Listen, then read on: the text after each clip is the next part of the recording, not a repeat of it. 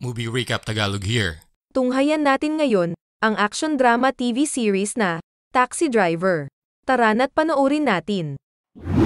Simulan natin ang Taxi Driver serye kay Kyung-ko na kausap sa telepono ang nagpakilalang prosecutor. Sinabi ng kausap na gamit ng sindikato ang bank account niya sa krimen kaya kailangan itong ma-freeze. Habang naka-freeze ang account niya ay iimbestigahan ito upang hindi siya masangkot sa krimen. Upang maprotektahan ang pera niya ay kailangan niya itong i-transfer sa National Security Safe account.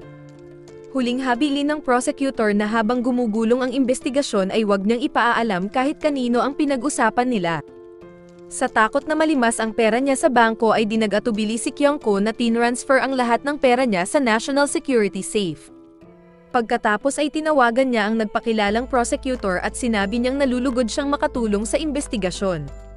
Sinabi niya sa mga kasama na masaya siyang makatulong upang mahuli ang mga scammer na nanloloko gamit ang telepono. Nagtataka ang dalawa niyang kasama na si Jin Ian at Go Yoon sa mga pinagsasabi niya. Makalipas ang ilang araw, napagtanto ni Kyung-ko na na-scam siya kaya nagtungo siya sa presinto. Sinisi siya ni Jin Ian kung bakit siya nagpadala ng $5,000 sa taong hindi niya kilala. Sa loob ng presinto ay naabutan nila ang dami ng tao na biktima rin ng panloloko gamit ang cellphone. Karamihan ng mga biktima ay mga mahihirap na pinaghirapan ang perang nakuha sa kanila. Isa na rito ang kawawang matandang matagal na nag-ipon ng pera para sa tuition ng apo niya. Sa dami ng naloko ay pang 158 siya sa listahan ng mga biktima. Habang nasa kalsada pa uwi ang dalawa, naawa sila sa matanda nang malamang namumulot lang ito ng mga papel at karton para lang makaipon ng pera. Napansin ni Kyung-ko na parang wala sa sarili ang matanda nang tumawid ito ng kalsada. Agad niyang iniligtas ito sa kapahamakan ng may dumaan na mixer truck. Umiyak ang matanda at nagsabing ayaw na niyang mabuhay. Nakiusap ang matanda kay Kyung-ko na tulungan siyang maibalik ang inipon niyang $1,000.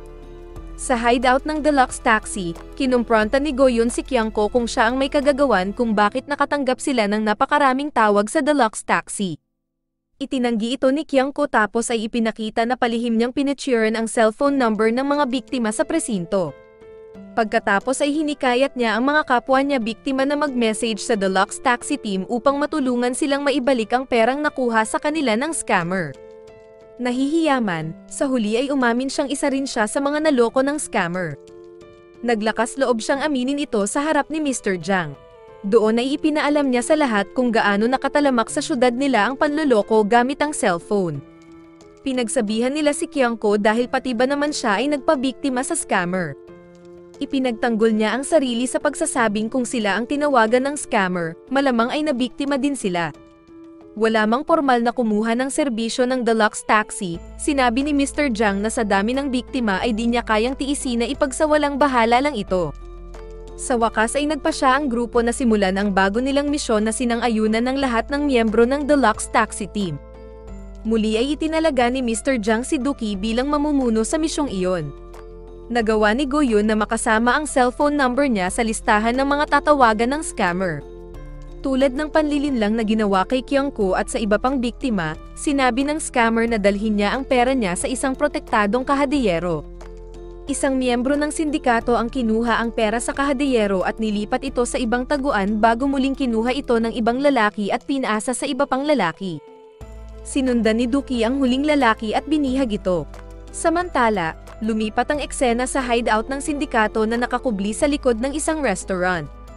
Tumawag ang huling lalaki sa leader ng sindikato na si Madam Lim at nagsabi itong naiwala niya ang pera. Lingid sa kaalaman ng leader, bihag ng Deluxe Taxi team ang tauhan nilang magdadala sana ng pera sa kanya. Dahil sa tawag nito sa leader ay na-trace ni Go Yoon ang location ng hideout nila na malapit sa pantalan. Upang malaman nila ng mas malalim ang operasyon ng mga scammer, pinagmukha ni Dookie si Jin Ian na 20 years old. Pagkatapos ay hinanap ni Go Yoon ang job hiring sa website na nagbibigay ng mataas na sahod. Nagaalangan man ay napilitan si Jin Ian na magpanggap na aplikante sa ilegal na kumpanya. Di nagtagal ay sinundo ng employer ang mga aplikante sa isang lugar. Bago sumakay ay pinalagay ang cellphone nila sa isang kahon. Hindi naniniwala ang isang tauhan na 20 years old lang si Jin Ian ngunit nang sabihin niyang mukhang matanda talaga ang lahi nila ay hinayaan na rin siya nito. Dinala ang mga aplikante sa lugar na kung tawagin ay Sangyon Spot. Doon ay sinimulan silang turuan kung papaano makipag-usap sa telepono. Nakahalata ang isang aplikante at nagsabing hindi niya akalain na ganoon ang magiging trabaho nila. Sinaktan ito ng sindikato at pinagbantaan ang buhay. Upang makumbinsi silang magtrabaho doon ay pinakitaan sila ng malaking halaga na pwede nilang kitain sa maikling panahon. Sinabi ni Go Yoon sa team na matagumpay na nakapasok si Jin Ian sa kumpanya ng sindikato. Sa silid na parang call center ay nandoon si Madam Lim na binibigay ang malaking sahod ng mga empleyado. Ang mga bagong empleyado na hindi nakakasunod sa instruction ay nakakaranas ng pagmamalupit ng boss. Sa ibaba ng call center ay may isang malaking pasugalan. Nandoon si Duki upang magpanggap na sugarol. Hindi umubra ang bilis ng kamay ng dealer nang mahuli niya itong nandadaya.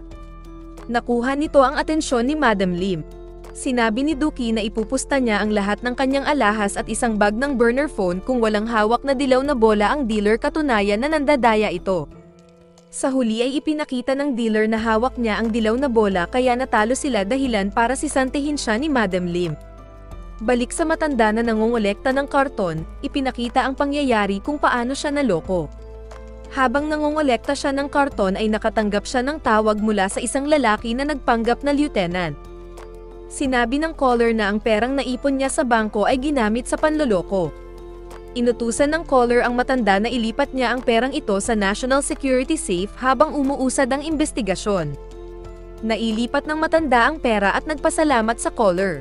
Sa likod nito ay tuwang-tuwa ang mga scammer at may nabiktima na naman sila. Doon ay bantay sarado sila ng leader ng sindikato na si Madam Lim. Sa pantalan tapat ng hideout ng mga sindikato, nalaman nila na ang restaurant, ilegal na pasugalan at call center sa iisang gusali ay nirerentahan ng isang banyagang leader na si Madam Lim. Samantala, sa CR ng call center, tinawagan ni Jin Ian si Kyung-ko at nagsabi itong natatakot siya. Nagmungkahi siya na isumbong na lang nila ang mga sindikato sa mga pulis. Ngunit ang pangunahing misyon nila ay hindi ang mga kriminal kundi ang maibalik ang pera ng mga biktima. Balik sa upuan, sunod-sunod ang mga customer na nag-transfer ng pera sa account ng sindikato dahil sa sipag ni Jin Ian. Sa likod nito ay si Go Yoon lang pala ang kausap niya na nagpapadala ng maliliit na halaga. Dahil dito ay nagalit si Madam Lim sa isang tauhan dahil mas mahal pa ang halaga ng burner phone kaysa sa nakulimbat nilang pera. Nangako ang tauhan na tuturuan niyang mabuti si Jin Ian sa pang-i-scam. Isang araw, nakipagkita si Madam Lim kay Duki na nagpakilala bilang Mr. Wang upang bumili ng burner phone. Kinuha ni Duki ang loob ni Madam Lim sa pagsasabing dati siyang may negosyo sa China. Sinabi ni Madam Lim na taga doon ang ama niya.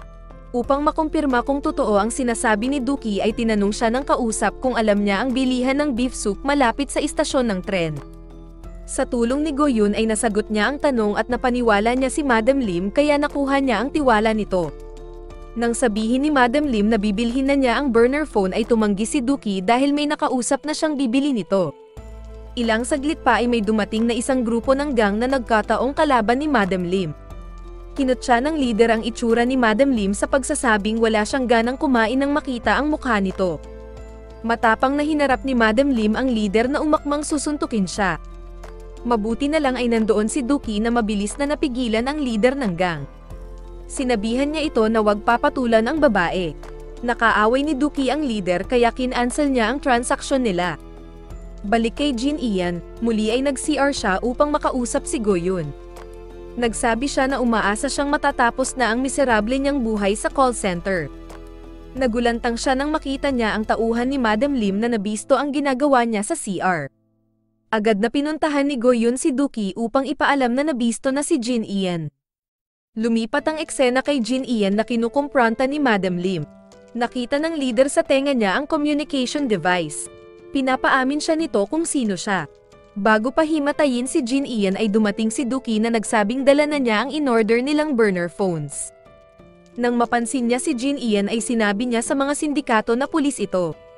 Bago pa may masamang mangyari kay Jin Ian ay pinatulog niya ito sa suntok. Dinala ng sindikato si Jin Ian sa gitna ng karagatan kasama si Duki. Isinilid ng sindikato si Jin Ian sa isang bariles tapos ay hinulog nila ito sa karagatan. Makalipas ang ilang sandali sa pantalan, malaki ang pagsisisi ni Jin Ian sa agaw buhay niyang papel sa misyon. Mangiyak-ngiyak siya sa mga pinagdaanan niya sa kamay ng sindikato at sinabi niyang hindi na niya uulitin iyon. Sa call center ng sindikato, gamit na nila ang mga burner phones na binenta ni Dookie sa kanila at ang lahat ng iyon ay kontrolado na ni Go-yoon. Hindi na niya hinayaang makapanloko ang mga tauhan ni Madam Lim.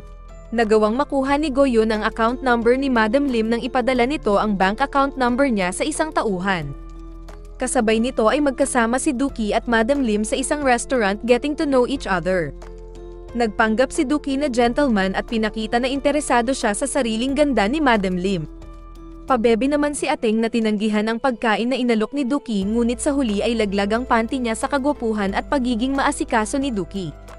Kinagabihan ay nagmuni-muni ang apat at sinabi ni Dookie na kailangan na lang nilang malaman ang PIN number ng bank account ni Madam Lim. Ngunit sinabi ni Go-yoon na iyon ang pinakamahirap na malaman. Sumagot si Dookie na tapusin na nila ang misyon kinabukasan. Alam ni Dookie na matagal na siyang minamanmanan ng prosecutor na si Hana bilang vigilante, kaya ginamit niya ang pagkakataong ito upang makarating ito sa restaurant ni Madam Lim. Tinanong ni Hana si Madam Lim kung nakita niya ang taong nasa picture. Pinasinungalingan ni Madam Lim na kilala niya ang taong iyon. Napabalik ang prosecutor sa presinto nang ipatawag siya ng boss niya. Ito ang pagkakataon ni Dookie na magpanggap sa sindikato na hinahunting na siya ng mga pulis. Nang tanungin ni Madam Lim kung sino ang lalaking kausap niya, sinabi ni Dookie na smuggler ito ng sasakyan niyang bangka. Sinabi niya pa na kailangan na niyang tumakas bago pa siya mahuli ng mga pulis. Kunwari ay nalulungkot si Dookie na malayo sa kanya. Makalipas ang ilang sandali, nagtataka si Madam Lim at may 5 beses nang nag-incorrect PIN ang account niya kaya nagtungo siya sa bangko. Sa harap ay nakasalubong niya si Dookie na nagsabing magwi-withdraw siya ng pera sa bangko kaya nagkasabay sila. Sa loob ng bangko ay pinahawak ni Dookie ang dalang bag nang mag-CR siya. Samantalang si Madam Lim naman ay nag-change PIN sa loob ng bangko. Sunod na eksena ay sinabi ni Dookie na dadalhin niya ang bag sa locker, bayad sa pamasahe sa mga smuggler.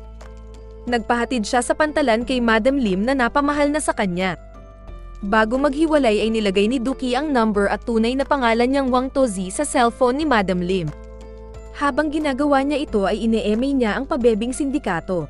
Nang magpaalam si Dookie ay labis na nalungkot si Madam Lim.